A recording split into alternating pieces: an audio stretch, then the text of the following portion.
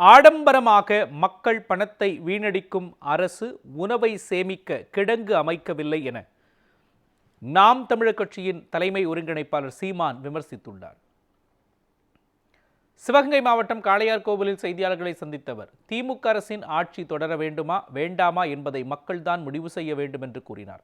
நீண்ட காலமாக விவசாயிகளின் நெல்லை அரசு உரிய விலை கொடுத்து வாங்குவதில்லை என்றும் குற்றம் சாட்டினார். தமிழகத்தில் வாக்காளர் திருத்தப் பட்டியல் முறையாக நடக்குமா என்பது சந்தேகம்தான் என்றும் அவர் கூறினார். பேருந்து நிலையம் கோயம்பேடுல இருக்குது. எனக்கு வசதி பத்தல, வேற ஒன்று கட்டுன்னு எவனும் கேட்கல. 410 ரூபா கோடிக்கு கிளாம்பாக்கத்துக்கு போறேன். திருச்சியில விண்ணூர்தி நிலையம் இருக்குது, போதும். அப்புறம் போய் பல ஆயிரம் கோடியை கட்டி ஒரு விண்ணூர்தி நிலையம் கட்டுறார். தூத்துக்குடியில இருக்குது, அது போதும்.